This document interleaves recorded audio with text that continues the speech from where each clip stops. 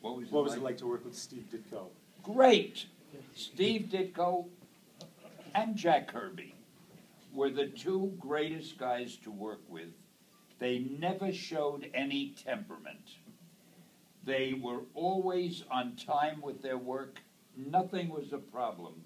No matter how difficult the plot might be that I gave them to do, they went home, they did it, they brought it in, always on time. They never did one job where I'd say, gee, that part isn't so good, you know, I'd like you to change this. They always did the best they could with every job. They were just a joy to work with. And that was it. Thank you. Yes. When you started the Avengers, did you know you were bringing Captain America back? When you started the Avengers, the team title, did you know that you were bringing Captain America back? Did I start the Avengers before I brought him back? Well, you brought him back in #4, but did you know that you were going to bring him back? No. No. I must have just figured at some point, gee, I'll bring Captain America back. I never really planned it. I never had time to plan ahead because I always had a story that had to be written that day. I wrote about one story a day, and I never could think ahead. John over here, he wants me to ask you something. Okay. Uh-oh. Wait, this is good for all the Thor and Hulk fans. All right. Notwithstanding the recent events, like the Avengers movie and cartoons, when you created the Mighty Thor, you wanted him to be kind of bigger and better than the heroes that came before. I recall in Origins of Marvel Comics, your introduction, you wrote that you were a fan of mythology, and even as a youngster you loved mythology, and Norse mythology was so much more appealing to you. Because it had that kind of that doom hanging over everything, and the gods were written, they knew that they were going to die someday, and it was more dramatic, which you loved. So when you wrote the Mighty Thor, was it your plan to have him be stronger than the Hulk, or as strong as the Hulk? How's that, Is that John? the question? Yeah. It took you that long to say who's stronger, Thor or the Hulk? I had to set it up. I had to set it up. My usual answer is it depends on who's writing the story. All right, that's the best answer. I never really thought of it in those terms. I mean, when I thought of Thor, I wasn't thinking, gee, I wonder if he's stronger than the Hulk, or could he beat Galactus if it came to a fight? Because people are always asking me things. All I knew was I wanted him to be the god of thunder. He's the most powerful god, except for Odin, who was usually taking a nap. I came up with the name the Odin Sleep. He's about to take the great Odin Sleep. I am corny. And no, I never thought of that. I don't know who the hell would win if Thor fought somebody else. As I say, it depends on the writer. It depends on who you want.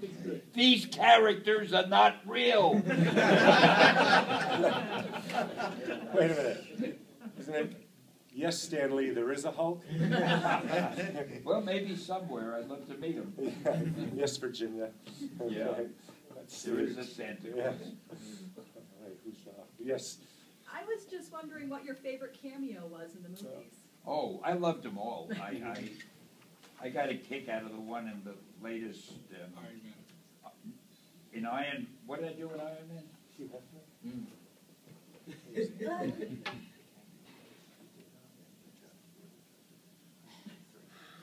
I did what? I said it in the end. Oh. Can you say that? No. But I can't say it. You wasted these people's I love the one in Spider-Man where I was the librarian marking the books while the fight was going on. I like the one, of course, in Iron Man where I was Hugh Hefner. I like you. I can tell you a funny thing about that. I'm standing there with my arms around 3 sexy girls, which is not an unpleasant way to find yourself. And I was supposed to look like Hefner, so they put a pipe in my mouth, because he always smokes a pipe, or did. At one point, Robert Downey walks past me and says something like, "Hi, Hef," and I'm supposed to turn around and look at him. So he walked by and he said, "Hi, Hep," and I turned around and looked at him, and I had the pipe in my mouth, and I almost knocked out all the teeth of the girl who was standing so close to me. When I turned, the pipe hit the girl in the face. So the director, who was no slouch, said to me, "Stan, I think we'll remove the pipe."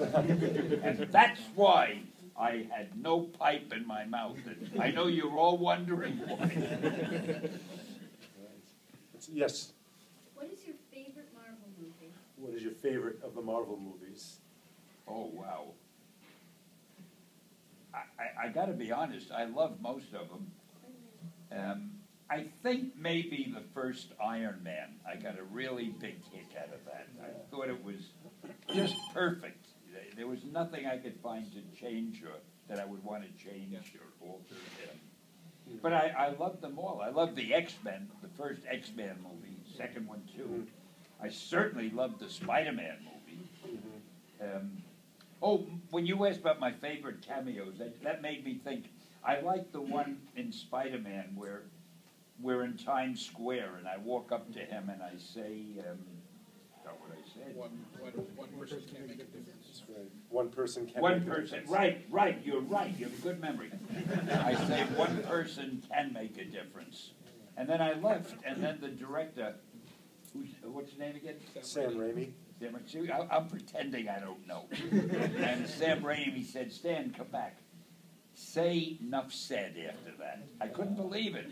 So I said, "One person can make a difference," and then I said, "'Nuff said." I got a kick out of that. Did you like the organic webbing on Spider-Man? Did I what? Did you like the organic webbing? You know how they made it part of his The web body? shooters. No, yeah. That's an interesting thing, at least to me. Before the Spider-Man movie was done by Sam Raimi, Jim Cameron thought he would do Spider-Man. And that excited me because I'm a big fan of Cameron's, as I am about Raimi. And Cameron even did a big poster that he sent me of Spider-Man climbing on a wall, and he said, "I'm going to use this for the newspaper ads." And he wrote a 50-page treatment, not a screenplay, but a treatment just of what the story would be when he wrote the screenplay. And in the treatment, Spider-Man's webbing was organic. He didn't have the web shooter. And I thought, gee, he changed that. Wow. But I didn't say anything. Anyway, he never did the movie for some reason. Then when Sam Raimi did the movie, he decided to make it organic also.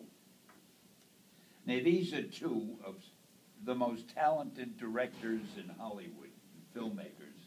And if they felt it should be organic, I guess they were right. And certainly we know how successful the movies were. But I kind of like the idea of him having something that he wore and he'd press it.